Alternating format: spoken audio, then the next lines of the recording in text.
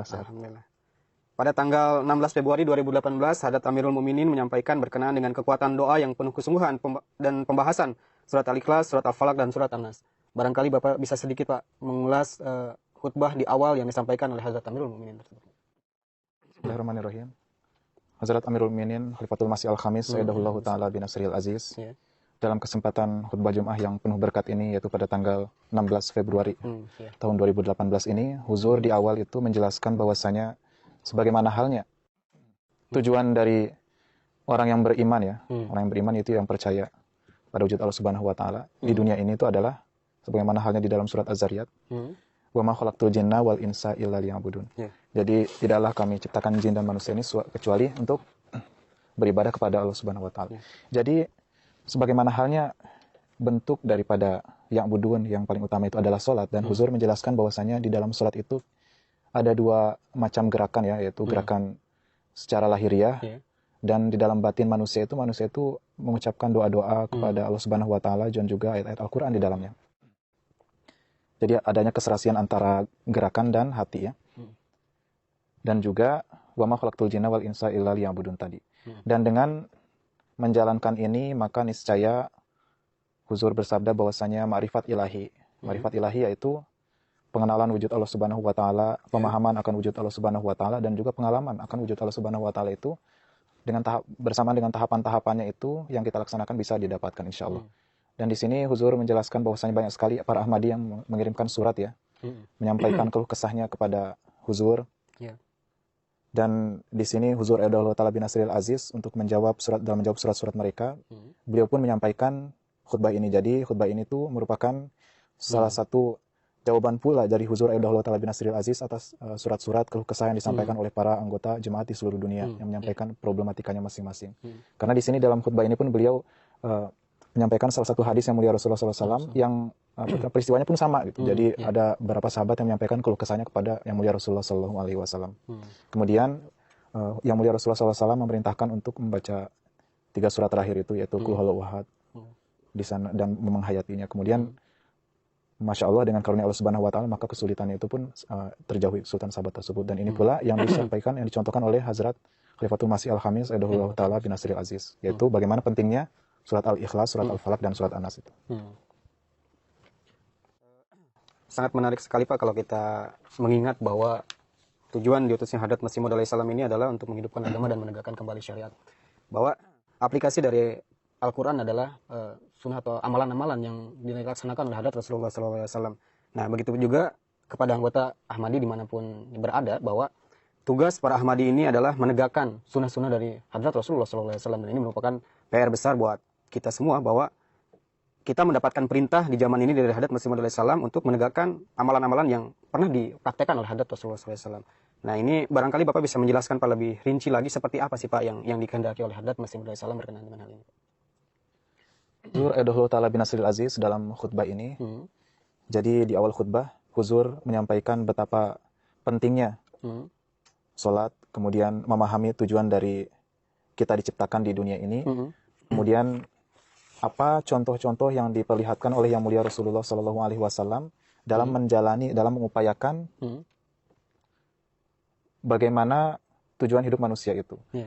Dan di sini Huzur Edaullah Ta'ala bin Nasril Aziz, salah satu hadis yang beliau sampaikan itu adalah hadis yang disampaikan oleh Hazrat Aisyah radhiyallahu anha, di mana beliau meriwayatkan bahwasanya yang mulia Rasulullah SAW itu sedemikian rupa beliau itu menekankan untuk berzikir, untuk terus senantiasa mengulang 3 surat terakhir yang ada di dalam Al-Quran itu, yaitu surat Al-Ikhlas, Al-Falaq, dan An-Nas. Dan bagaimana yang dicontohkan oleh yang mulia Rasulullah SAW itu disampaikan oleh Hazrat Aisyah radhiyallahu anha. Jadi yang mulia Rasulullah SAW itu sebelum tidur itu beliau biasa mengucapkan, membaca, menilawatkan 3 surat tersebut. Ditambah dalam beberapa hadis yang lain itu ada surat ayat kursi ya, ayat kursi ditambahkan itu, Al-Fatihah juga. Kemudian setelah menilawatkannya, kemudian yang mulia Rasulullah SAW mengusap ke kedua muka beliau, ke wajah beliau seperti ini. Kemudian pertama meniupkan, kemudian mengusap ke wajah beliau. Kemudian beliau lanjutkan mengusap ke seluruh bagian tubuh yang bisa dijangkau oleh beliau Shallallahu Alaihi Wasallam. Dan sedemikian pentingnya pesan ini ya, yang mulia Rasulullah SAW ini. Jadi beliau Shallallahu Alaihi Wasallam tatkala akhir hayat beliau, jadi beliau itu sudah sedemikian rupa tidak kuasanya ya, maksudnya susah untuk mengucapkan ini, melafalkan ini, maka yang mulia Rasulullah SAW menyuruh Hazrat Aisyah untuk melafalkannya. Dan di riwayat ini disampaikan bahwasanya Hazrat Aisyah itu melafalkan ayat tersebut ini, ayat ini kemudian 3 surat terakhir ini pada penghujung kehidupan yang mulia Rasulullah SAW, yang menandakan sedemikian rupa pentingnya 3 surah ini ya, Pak? 3 surah ini dan mengamalkan ini. Kemudian yang mulia Rasulullah SAW di dalam salah satu riwayat pun ada seorang sahabat yang bernama Hazrat Uqbah bin Amir radhiyallahu anhu. Jadi yang mulia Rasulullah SAW bersabda kepada sahabat ini bahwasanya janganlah kamu bermalam hingga kamu membacanya. Jadi bunyi dari bahasa Arabnya itu adalah ya Uqbatu la tansahunna wala tabita lailatan hatta taqra'hunna. Apa? Jadi wahai Uqbah, jangan lewatkan malammu tanpa membaca surat-surat ini. Surat-surat ini itu apa? Jadi 3 surat itu yaitu Qul huwallahu ahad, kemudian surat Qul a'udzu birabbil falaq dan surat Qul a'udzu birabbin nas. Dan di sini di dalam hadis ini yang unik itu adalah di dalam 3 surat ini di sini yang mulia Rasulullah SAW menyampaikan bahwasanya ini merupakan kebajikan intisari atau intisari dari kebajikan yang terdapat di dalam kitab suci Allah Subhanahu wa taala, yaitu Taurat, Injil dan Zabur dan juga Al-Furqan yaitu Al-Qur'an. Jadi seolah-olah istilahnya itu adalah intisari dari gabungan ketiga ya dari firman Allah Subhanahu wa taala yang turunkan pada masanya kepada umat manusia. Kemudian di dalam hadis yang lain ini banyak sekali ya tentang 3 surat ini. Kemudian ada sebuah hadis di mana di dalam hadis tersebut yang mulia Rasulullah SAW bersabda kepada seorang yang ada kesannya bahwasanya orang tersebut meremehkan surat Al-Ikhlas ya, surat Al-Ikhlas. Kemudian karena ada seorang sahabat yang terus membacanya di dalam sholatnya, terus membacanya di dalam sholatnya. Kemudian bertanya kepada yang mulia Rasulullah SAW, kenapa sahabat ini membaca terus? Kemudian beliau SAW menjawab bahwasanya sungguhnya surah itu sebanding dengan sepertiga Al-Quran. Ini riwayat dari Abu Sa'id Al-Khudri radhiyallahu anhu. Kemudian ada satu riwayat lain oleh Hazrat Abu Sa'id Al-Khudri radhiyallahu anhu bahwasanya yang mulia Rasulullah SAW pernah bertanya bahwasanya seseorang itu kalau ingin membaca Al-Quran sepertiga gitu ya dalam satu malam, pada waktu malam hari itu ada caranya. Jadi beliau SAW menjawab bahwasanya Allahul wahidus somadus sulusul Quran. Jadi surat Al-Ikhlas, Qul huwallahu ahad Allahus somad itu ya, surat Al-Ikhlas itu adalah sepertiga daripada Al-Quran. Gitu. Kemudian hadis selanjutnya, bahwasanya mulia Rasulullah SAW bersabda, saya akan membacakan kepada kalian sepertiga Al-Quran. Kemudian orang-orang berkumpul pada saat itu. Kemudian yang mulia Rasulullah SAW menyampaikan surat Al-Ikhlas. Jadi ini sabda-sabda yang mulia Rasulullah SAW tentang betapa pentingnya 3 surat yang terakhir di dalam Al-Quran ini. Bahkan ketika di masa akhir hayat Rasulullah SAW sendiri pun, ketika beliau begitu kesulitan ya Pak ya, untuk membaca 3 surah ini, maka dibantu oleh Hadrat Aisyah radhiyallahu taala. Satu hal Pak yang begitu begitu menarik untuk dibahas barangkali di sini tadi setelah dijelaskan bagaimana 3 surah ini begitu sangat luar biasa. Nah, yang jadi pertanyaan adalah mengapa Pak Hadrat Rasulullah SAW mengatakan ketiga surah pendek ini sebanding dengan sepertiga dari Al-Quran?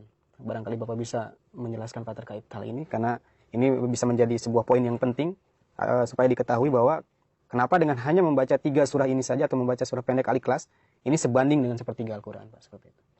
Ya, sebanding dengan sepertiga Al-Quran ya. Jadi begitu luar ucapan biasa, ya.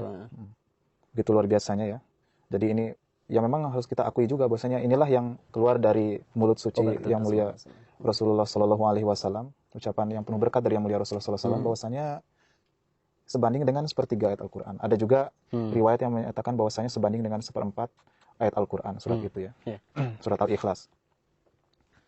Jadi di sini ada satu riwayat juga yang disabdakan oleh Hazrat Aisyah bahwa yang mulia Rasulullah Shallallahu Alaihi Wasallam bersabda bahwasanya ada seorang sahabat yang sedang dikirim untuk ekspedisi ya, ekspedisi oleh yang mulia Rasulullah Sallallahu Alaihi Wasallam, kemudian menjadi imam, memimpin sholat, kemudian membaca Qul huwallahu ahad, ya setelah mungkin di rakaat yang kedua, yang rakaat pertama membaca ayat yang lain, rakaat kedua membaca ayat itu, kemudian yang selanjutnya pun membaca ayat itu lagi, mungkin seperti itu waktu di jamak. Jadi ada sahabat yang bersabda bahwasanya sahabat yang bertanya kepada yang mulia Rasulullah SAW bahwasanya sahabat ini melakukan seperti ini. Kemudian yang mulia Rasulullah SAW bertanya kepadanya juga, dan dijawab kepada sahabat tersebut yang melakukannya bahwasanya karena surat ini mengandung sifat Ar-Rahman dan saya mencintai untuk membaca surat ini.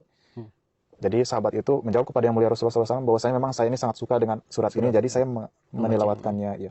Kemudian yang mulia Rasulullah SAW coba kita perhatikan bagaimana ya berkatnya, bagaimana yang mulia Rasulullah SAW dan memberikan semangat kepada sahabat itu bahwasanya beritahu dia sesungguhnya Allah Ta'ala pun mencintainya.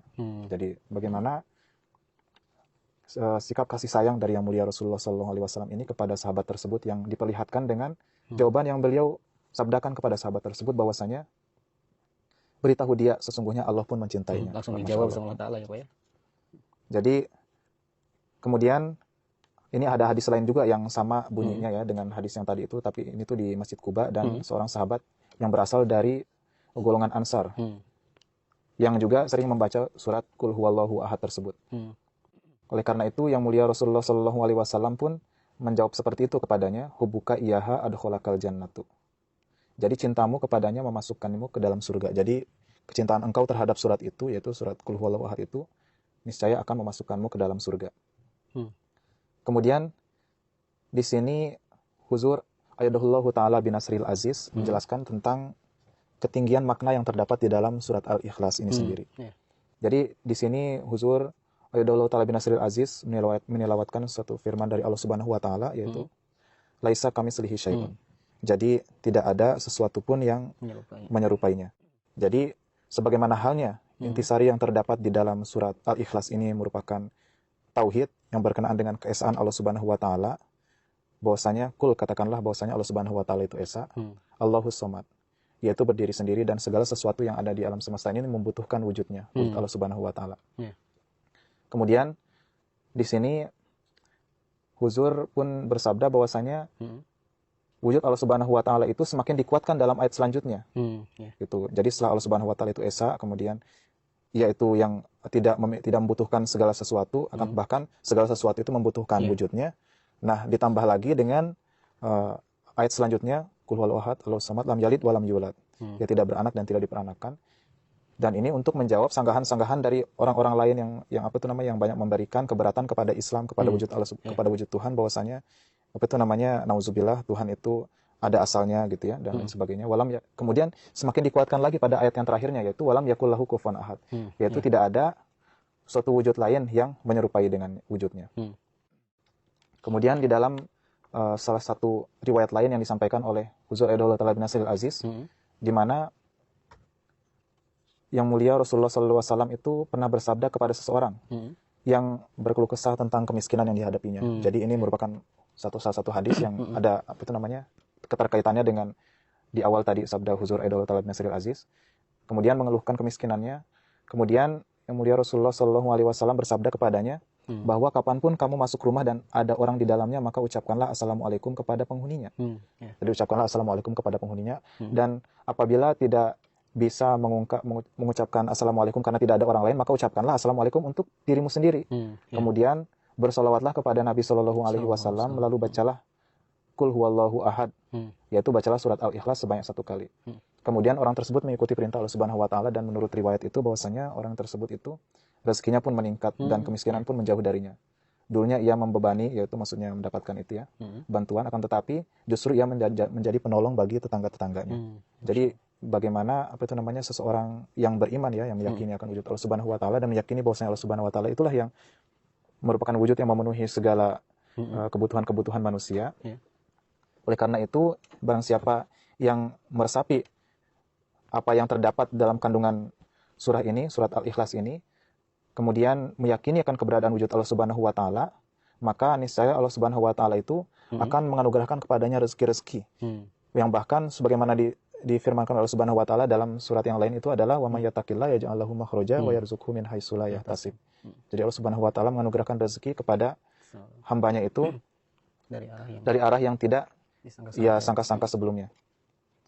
Oleh karena itu di dalam surat Al-Ikhlas ini Huzur Ayyadahullahu Ta'ala binasril aziz menekankan pembahasan beliau ini pada salah satu sifat Allah Subhanahu wa Ta'ala, yaitu As-Somad.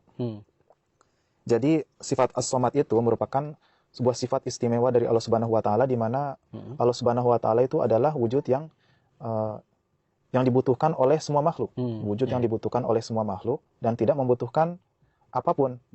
Dan untuk menguatkannya itu, untuk menguatkan pernyataan Allah Subhanahu wa taala ini, itu ada di ayat-ayat yang selanjutnya itu, selanjutnya tadi.